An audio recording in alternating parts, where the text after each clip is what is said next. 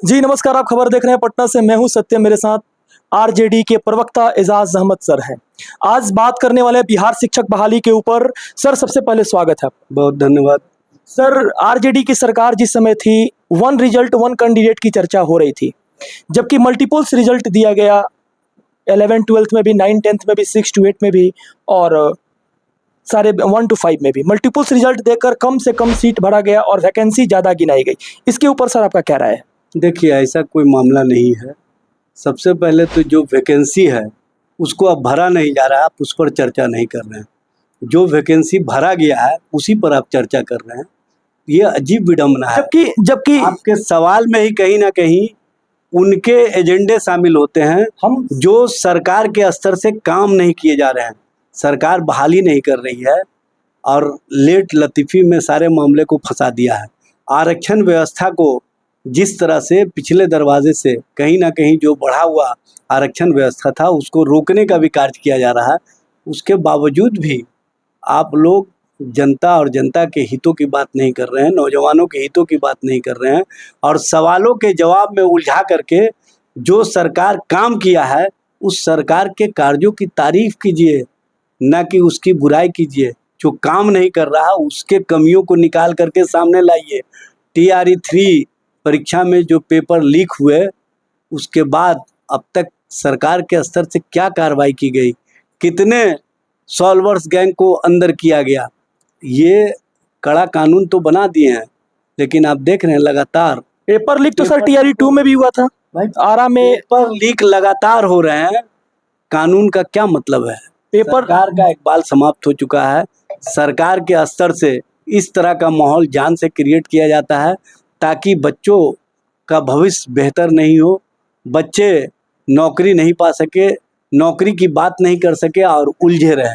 ये उलझाने का एक नया तरीका कहीं ना कहीं बिहार में डबल इंजन सरकार ने बनाने का कार्य किया है।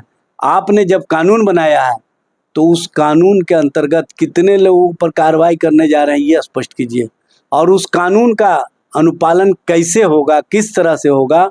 जो सॉल्वर्स गैंग को सरकार के स्तर से संरक्षण मिल रहा है उसको, या जो आयोग परीक्षा कंडक्ट करा रहा है उसके माध्यम से जो पदाधिकारी अधिकारी हैं वो संरक्षित कर रहे हैं, तो कैसे आप रोक पाइएगा ये स्पष्ट कीजिए ना। सर जिस समय सरकार नीतीश जी की और आपकी थी तो TRE-2 की एग्जाम हुई थी। आरा में क्वेश्चन लीक हुआ था, क्या उस पर आप DM साहब से जांच की मांग करेंगे? देखिए, सबसे बड़ी बात यह है कि जो बहाली हो चुका, उसमें भी क्वेश्चन लीक था। जो बहाली हो चुका अब उस पर चर्चा मत कीजिए।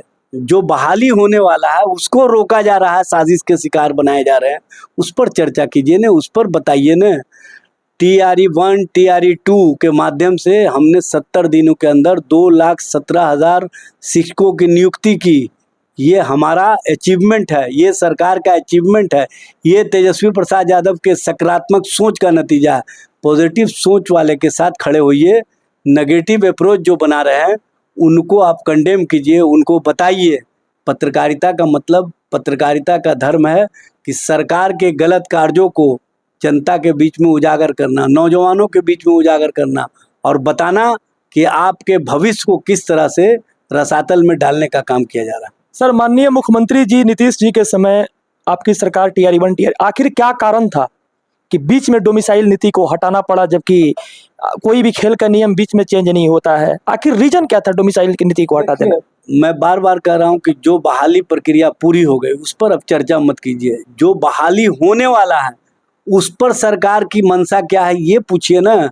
आप तो वो बात सवाल कर नहीं रहे हैं। जबकि दिलीप कुमार जायसवाल जी जो राजस्व विभाग के मंत्री हैं, उन्होंने कहा कि तेजस्वी पैसा का खेल करने के लिए पंजाब से, राजस्थान से, उत्तर प्रदेश से, भारत के तमाम राज्यों से पैसा का खेल करने के लिए डोमिसाइल हटाया और पैसा का खेल करने के लिए ही काम किया, जिस कारण से शिक्षा विभाग तेजस्वी के पास था और तेजस्वी सारा ढोंग रचा जिस कारण से डोमिसाइल बिहार में हटी थी। सरकार की पॉलिसी कैबिनेट के माध्यम से डिसाइड होता है और कैबिनेट के कस्टोडियन नीतीश कुमार जी थे। नीतीश कुमार जी के बिना सहमति के कुछ नहीं हो सकता, ये बात समझ लेना चाहिए। और जो दिलीप जायसवाल जी अपने विभाग के संबंध में मामले को उजागर किए हैं उस पर अब चुप्पी क्यों साध लिए? क्या मामला हो गया कि अब वो अपने सर विभाग डोमिसाइल पे होती है सर। भाई अपने विभाग के भ्रष्टाचारियों पर क्यों नहीं बोल रहे हैं, ये बताएं ना। उनको डोमिसाइल पर बोलने का कोई अधिकार नहीं है। उनको अधिकार है अपने विभाग के संबंध में, अपने पार्टी के संबंध में बोलने का। और डोमिसाइल की जो नीति तय होती है कैबिनेट के माध्यम से तय होती है, और कैबिनेट के कस्टोडियन नीतीश कुमार जी थे, मुख्यमंत्री बिहार। इसलिए आप इस राजनीति को उनसे कहिए कि आप पूछिए कि नीतीश कुमार ने अपनी अध्यक्षता में इस नीति के संबंध में क्या फैसले लिए थे, वो स्पष्ट करें। क्या डोमिसाइल नीति को हटाने में तेजस्वी जी का दबाव नहीं था? तेजस्वी जी का दबाव यही था कि ज़्यादा से ज़्यादा बहाली हो, ज़्यादा से ज़्यादा लोगों को शिक्षक बनाया जाए, उनके भविष्य को संवारा जाए, उनके चेहरे पर मुस्कुराहट लाया जाए, उनके परिवार के चेहरे पर मुस्कुराहट लाया जाए, बिहार का भविष्य बेहतर हो। ये तेजस्वी जी का दबाव था और तेजस्वी जी उस दबाव में सफल रहे। सर अब जितने भी आप बात पूछ रहे हैं कहीं ना कहीं एजेंडे के तहत पूछ रहे हैं, एजेंडा की बात हम नहीं करते हैं। सर बिना मैं किसी पार्टी का सपोर्ट नहीं करता हूं। मैं एक क्वेश्चन जो है पूरे बिहार के बच्चों का जो क्वेश्चन है, बच्चों का कोई क्वेश्चन नहीं है। बच्चों का भी क्वेश्चन ये है कि बहाली क्यों नहीं हो रही है। बहाली पर आप सवाल कीजिए ना, बहाली क्यों रुके हुए हैं। आरक्षण व्यवस्था को 65% से 50% जब कर दिया गया तो बिहार सरकार ने इतना हड़बड़ी में फैसले क्यों लिए। माननीय तेजस्वी प्रसाद यादव जी ये बात बोल रहे थे कि यूपी के बच्चों को मैं नौकरी दिया। आप सर कह रहे हैं 2 लाख बच्चों की रोजगार मिले। सर ये बात तेजस्वी जी जो बोले गलत क्या बोले। पूरे देश भर के लोगों को अगर नौकरी दे रहे हैं तो क्या गलत है।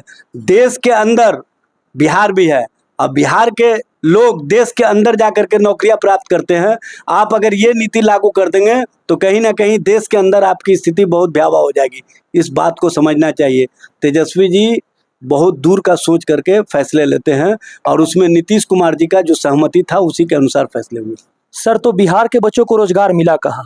56% तो बाहरी लोग आ गए। भैया आप अभी रोजगार पर बात कीजिए ना, जो हो चुका है उस पर क्यों बात कर रहे हैं। आप एजेंडे की बात कीजिएगा तो हम सवाल का जवाब नहीं देंगे। डोमिसाइल का सपोर्ट करते हैं सर? हो गया, समाप्त कीजिए बात को। सर बिहार में अभी डोमिसाइल का आप सपोर्ट करते हैं? भैया उसको समाप्त कीजिए। आप अपनी राजनीति को यहाँ पर रखने का काम मत कीजिए। आप एजेंडा के तहत जो बात करना चाहते हैं ना वो एजेंडा यहाँ चलने वाला नहीं है। सर एजेंडा किसी का नहीं है सर। आने वाली सरकार में एजेंडा भारतीय जनता पार्टी का चला रहे हैं, आप एजेंडा जनता दल यू का चला रहे हैं, आप एजेंडा एनडीए का चला रहे हैं।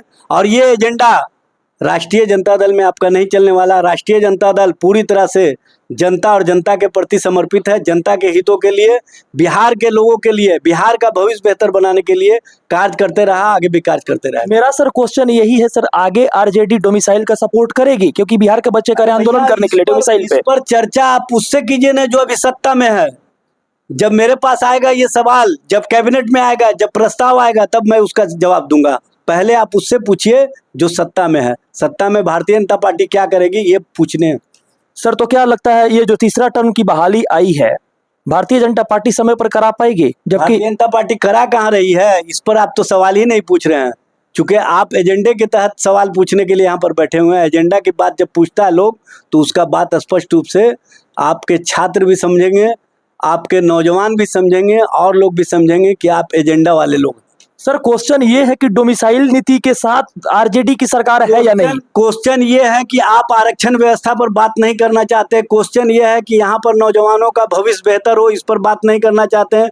क्वेश्चन ये है कि आप नौजवानों को नौकरी और रोजगार नहीं मिल रहा है, इस पर बात नहीं करना चाहते हैं। जो मुद्दा कहीं है ही नहीं हो उस पर आप बात करना चाहते हैं। जबकि अब एक के बात को बार बार मत पूछिएगा। आरक्षण कोटा को सर देखते हुए सुप्रीम कोर्ट में केस गई और बिहार में आखिर कुछ ना कुछ तो कमी होगी सर आरक्षण नीति को लेकर, जिसके कारण केस एक ही कमी है कि भारत सरकार और बिहार सरकार 9वीं अनुसूची में इसको शामिल नहीं किया। अगर 9वीं अनुसूची में शामिल कर लिया होता तो इसको कोर्ट में चैलेंज नहीं किया जा सकता था। और ये कहीं ना कहीं भारतीय जनता पार्टी के लोग अपने ही लोगों के माध्यम से इस तरह की राजनीति करते हैं। आपने देखा होगा जब जातीय गणना हुआ तो उस समय भी भाजपा के कार्यालयों में मिठाइयां और पटाखे क्यों छूटे, इसका जवाब दीजिए आप। अंत में सर छात्रों को क्या सूचित कीजिएगा बहाली को लेकर? छात्रों से मैं कहना चाहूंगा कि आप बेहतर भविष्य के लिए उन लोगों के फेरा में मत पड़िए जो आपको कहीं ना कहीं उन लोगों के एजेंडा के तहत राजनीति करना चाहते हैं, जो माइक तो ले लेते हैं लेकिन वो बात आपकी नहीं करते हैं। क्या 50% इस बार विधानसभा के चुनाव में महिला कैंडिडेट को मौका मिलेगा सर?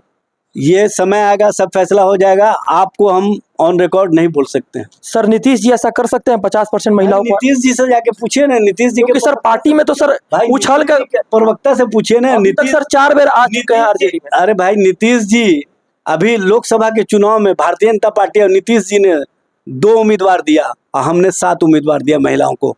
तो आप इसका आकलन कीजिए ना कि कौन बेहतर है। तमाम नीति को जानने के लिए कोशिश किया गया, डोमिसाइल नीति हो या और सब नीति के बारे में जानने की कोशिश किया। बिहार शिक्षक बहाली असमंजस की स्थिति में पड़ी हुई है और सरकार, विपक्ष के सरकार साथ देना चाहती है नहीं जाती है, ये ऑलरेडी आप लोग वीडियो के माध्यम से देख चुके हैं। और आने वाली बहाली में क्या असमंजस हो सकती है और आने वाली बहाली किस तरह से संभव होगी, इसके ऊपर अभी कल्पना की तरह बनी हुई है, एक विषय वस्तु बनी हुई, इस कल्पना को सॉल्व करने की कोशिश की जा रही है। धन्यवाद। जो लोग वीडियो को देख रहे हैं उसको लाइक करें, सब्सक्राइब करें और कोशिश करें कि शेयर करें।